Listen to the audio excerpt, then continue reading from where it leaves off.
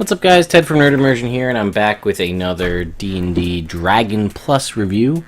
The July edition, June edition, I'm guessing, is this one here that just recently came out. I don't know if it says here on the front cover. It does not. So we'll have to just take a look and see what we can find inside. So I've read through this for the most part. I skimmed a couple articles here and there. But I wanted to give you a quick rundown. If you're not familiar with Dragon Plus, it is Dungeons & Dragons 5th edition way of bringing you the Dragon magazine. The old school used to be printed magazine that people used to get, even all the way up through 4th edition, I think it still existed. And for whatever reason, they decided to stop printing magazines. And I don't want to get too much into that, but that bums me out. Like, I was heartbroken when Nintendo stopped producing Nintendo Power, and then to finally get this heavily back into Dungeons & Dragons to find out that Dragon Magazine doesn't exist anymore, kind of hurt too. So, I get it, we're in an electronic age, but, I don't know, something about just having... That's why I like to buy physical books rather than digital books, but... we've got our table of contents here. And again, these are viewable for free at dragonmag.com. There also is a Dragon Plus app on both the App Store and Google Play, so you can download them there and just check them out on your phone, if that's easier. I should click here.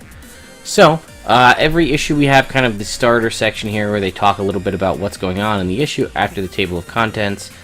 There is also always a survey where you can win a $50 gift card. You just have to take the survey right here. It'll take you directly to it.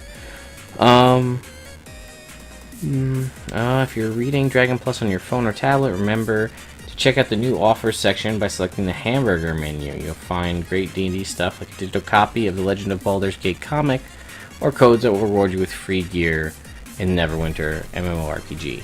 And I just wanted to read through this because at the bottom there's a section about like a container table that has some wonky stuff grabbed from a bunch of people in D&D. It's obviously a D6, but what could be contained in this container that your players search through? Heaps of old love letters, a portal to the 9 hells, alchemical liquid that hardens into an undrinkable plasticky goop when it comes into contact with the air and thus can't be tasted for potion identification, portal to a demiplane that's basically Candyland, nicotine patch useful to dwarves who chain smoke cigars and are trying to quit, and a dead clone of one of the other characters. There's always a section about the ampersand at the beginning because they have cool different versions of it every month. This one was this animated one. It was a little too much for me, but it was the Tomb of Annihilation animated front cover, and then they'll go through and have a section where you can chat with, or they chat with the creator all about their art style and where they came up with this and their interaction with D&D and, in this case, gift making skills. This article I found very interesting. This was all about linguistics and D&D all over the world in various areas, so it talks a little bit about, this particular section is funny translation issues where things have, a name we may have here in America or England or wherever in the basic version of the game doesn't translate very well to other areas. We've seen this in video games and other things where translations don't work. So that's a big section all about that. And then this was, I found very interesting, was about playing styles, like going to game shops and stuff like that. Apparently in South Africa that's not really a thing because there's not a lot of game stores. But in Japan and Italy, game stores are really big, especially in Japan because, houses are small, so getting out and meeting people at a game store gets you out of the house and into a larger space. So I thought that was pretty cool. Then they talk a little bit about language barriers because, again, at the current, books are being translated into other languages, but right now most of them are written in English. And then they talk a little bit, this I also found interesting, local influence. Folks in Scotland, for instance, because the Tolkien influence is fairly big over there, I guess elves and dwarves are fairly stereotypical to Tolkienian. Also, because Scotland has a big musical tradition, there's a lot of bards, particularly bards who use the bagpipes. Orcs tend to curse in Scottish. And then, here's a section about Austria, stuff dealing with castles and Knight Templar and things of that nature. People have different storytelling styles. There's a big section on food, which I thought was kind of cool. People bringing in food. This I thought was really cool here in Scotland. Most of our D&D players buy a monthly pass that gives them free drinks and snacks during the game, says Kane from Big Dog Books in Scotland. Popcorn is very popular, and frequently bits of it end up taking place as goblins when a DM runs out of figures. There was, we use potato chips and soda, but Mountain Dew is apparently only an American thing. What's not strictly American is a belief in bad dice. Not sure if they're any different from anyone else, but people have all these sorts of dice superstitions, which is pretty cool to see that those transcend continents. And then, that role-playing is fairly similar, and then I think somebody in here said, we have Netflix in Austria and Critical Role, so, references you may make, you might not think, you think would be lost on other cultures, aren't. So I just thought it was really cool and interesting. It's worth a read. I'm not going to spoil this for you, but you can see there's some cool chess stuff in the background. But there is always a section for fiction here, where it's kind of an in-realms story that tells something sort of dealing with whatever the current theme is for D&D at the month. This obviously has to do with Tomb of Annihilation and the whole resurrection sickness going on. Definitely cool whole story of a thief and, resurrection sickness and big focus on chess games. Oh, it's pretty cool. I recommend you give it a read.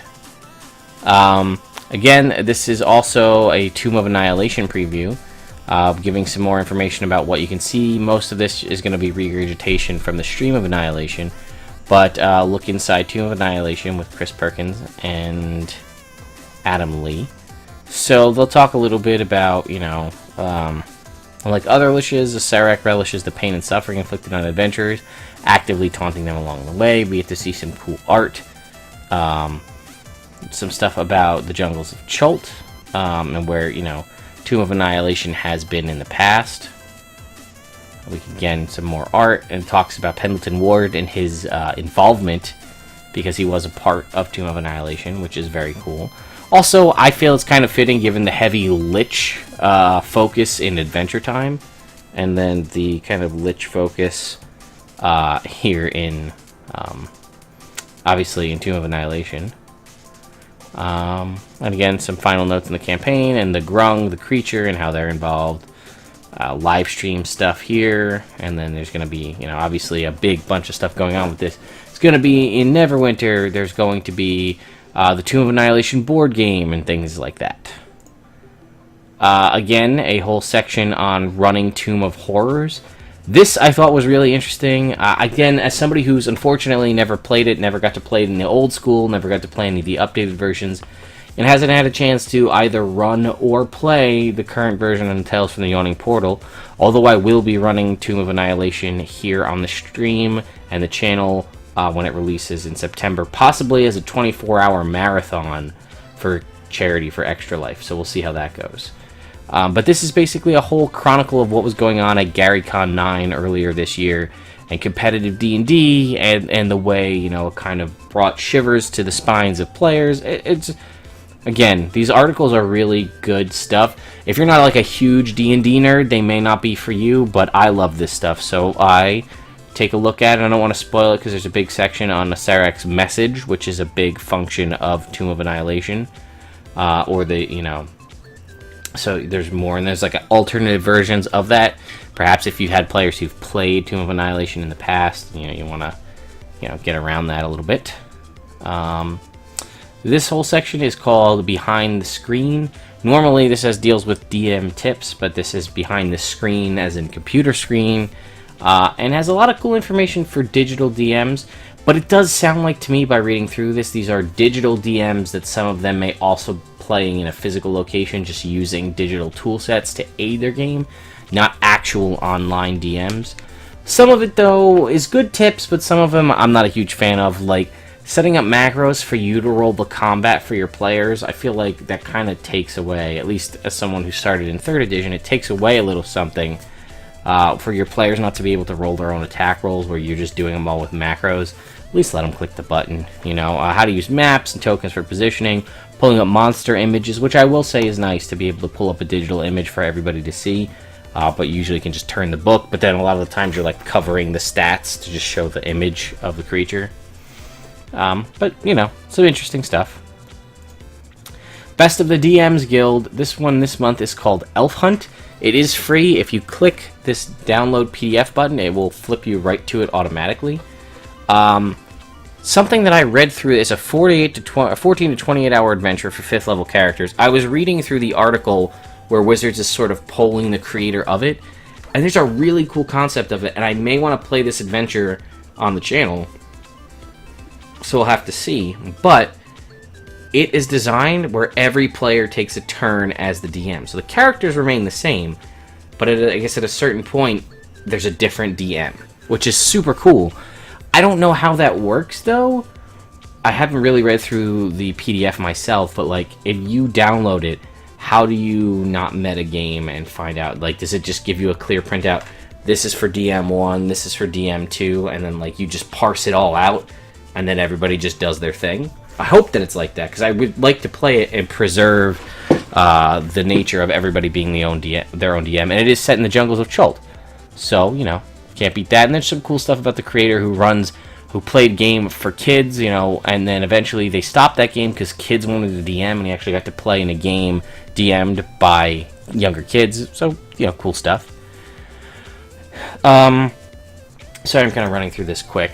I just drank a whole bunch of coffee, so apparently you know, I haven't had any today, so I saved it for the night, and now I'm like going a mile a minute here. This was a contest that was had earlier, all about creating lich phylacteries. They've done this in the past with trinkets and things, so it should be a percentile, so a D100. Oh no, it's a D73, so you can't even really roll to determine it. But 73 lich phylacteries that you can add to your game or otherwise, and we'll take a look through a couple here. From a folktale in Hungary in which the evil crone kept her life force in a black bug, one must kill a specific boar, and in that boar's head is a rabbit, and the rabbit's head is a pigeon, and the pigeon's head is a small box which held the black bug. Wow, that's some serious stuff. Beautiful conch shell inlaid with gold and gems. A thick silver chain with arcane symbols is attached to the end of the shell, forming a necklace. The conch necklace is attached to a slumbering kraken for protection deep in the ocean. That's a pretty good way to ensure no one messes with your phylactery. The entire dungeon / stronghold / fortress itself, large and solid and extremely difficult to destroy without siege weapons at your disposal, and effectively hidden in plain sight. An 8 music box, enchanted to disorient anyone who opens it, causing them to forget they ever found it. Makes me think of a Fairly Odd Parents episode with the magic doorknob. A key which opens an empty vault in the Lich's Lair. The key. Oh, these are really good, guys. I highly recommend if you're going to throw a Lich in your game that you add one of these phylacteries in there. Another paint by numbers session. This is all about painting transparent minis, which I found very interesting. As a lot of the Nulzur's magical minis, and even the ones that are for Pathfinder, have cool transparent magical effects, and this is a way to keep the translucent transparentness of the item, but to, you know, paint it but still keep that transparent feature. There's a lot of really good specific, because you can see this is what it started like, that ghost, and this was kind of the final product. I sort of almost like it better, you'll see here, where I feel like it's more ghostly, but they wanted to add more definition to the darker parts. I personally like it just like that, but, you know, everybody has their own paint style. One thing that I read that I've actually used to great effect is food coloring mixed with clear Mod Podge, and you just lightly coat it, and it's actually worked surprisingly well in a lot of my minis, but, you know, maybe that's a poor idea, I don't know. There's an article here on Dragonfire. I'm actually pre-ordered this. I'm going to be picking it up, reading how to play it, learning how to play it, and then possibly doing a playthrough on the channel, at the very least a review. This is a new deck building game. There seems to be a big rise of deck building board games, card games. This is a D&D cooperative deck building game, which is based off of Shadowrun Crossfire, and this is a big article talking with the creators and kind of outlining, excuse me, all about how this is played. Personally, I'll be honest, I've never played a true deck building game. I've built decks in games like Yu-Gi-Oh! And Pokemon and Magic and things like that, and played card games, but I've never played a true deck building game. There are a lot out there that I like to try. The Game of Thrones one seems really cool. The Firefly one seems cool. I'd like to play the Harry Potter Battle for Hogwarts as well. But obviously D&D has been most of my time in the past 3 years. So I pre-ordered this, and we're going to figure out how to play it, and we're going to see how it goes. Curtis Weeb, or Veeb, I don't know how you pronounce his last name, but basically the author of Rat Queens did a D&D 5e scenario here called The Hangover, and you can download it. You click right here, and you can get it right once it pops up. So this is a Rat Queens adventure. So again, if you're a huge fan of Rat Queens, or you just want a cool 3rd level adventure, you can go ahead and check this out, and there's cool art and things kind of detailing all about it. You know, I'm a fan of Rat Queens, so I'm probably going to see, I have a group of people that I'm sure would love to play this, so we'll see how that goes. But yeah, I highly recommend you check it out. Again, also a free adventure. Can't beat free adventures. That's what I always say. And you can download PDFs of the 4 characters, Betty, Dee, Hannah, and Violet, down here on the bottom. Very cool. The video and audio highlights for this month is basically just literally everything from the Tomb of Annihilation. If you watched it, or watched any of the coverage of it, this is going to save you some time. Maps of the month, we have Sunless Citadel maps, Hidden Shrine of Timokon, and then additional maps of Storm King's Thunder ships, Stormwrack ships, and the Stormwrack Isles. A Path to Lichdom, this is basically just a callback and a reposting of Dragon 26. Again, we were talking about Dragon Magazine. Dragon 26, which had an elongated description of becoming a Lich. I guess in the original Monster Manual, it was just decided that any high-level caster could basically become a Lich, and they detailed more into the actual creation of phylacteries and things in Dragon 26. We talk a little bit about how a 21st level character could become a Lich in 4th edition. There are a lot of ways to do it in 3rd edition as well. So far, there is no real way to do it in 5th edition per mechanics, as far as I can tell. So it's just a role-playing aspect, but it's basically a repost of all of that. And then a couple other clips and things from other things from Dragon 26. The Unearthed Arcana, revised subclass options. This was the one that released at the beginning of June. This goes back in and re-updates some of the other subclasses. This is again in an effort to get things fine-tuned and tweaked down to perfect before Xanathar's Guide to Everything comes out in November. What did we get in this one? We got the Circle of the Shepherd Druid, which Sean will be playing and is playing in our Storm King's Thunder campaign, which will be actually continuing after our Out of the Abyss campaign ends on the 3rd of July. Will be the final episode, picking back up on the 11th of July, and going every Tuesday after that will be Storm King's Thunder, detailing with somebody playing here the Circle of the Shepherd Druid. Cavalier Fighter, Oath of Conquest Paladin, the Celestial Patron Warlock, which is basically a updated Undying Light, and then cool new Warlock invocations. Some of those I will be using as my Hexblade Warlock in that same Storm King's Thunder campaign. Frost Giant's Fury Part 3. This is the official D&D comic that's frequently in release. This one stars Minkskin Boo and a couple other cool characters. I haven't picked this up because I'm way behind on my comics, but I plan to do that as well. A little bit on the next issue. Again, more about Tomb of Annihilation because we'll be getting a little bit closer. Talking about Betrayal of Baldur's Gate, which I will also have picked up probably by then and will be playing if it's going to be out by then. Some more stuff on Neverwinter, and then stuff on the staff.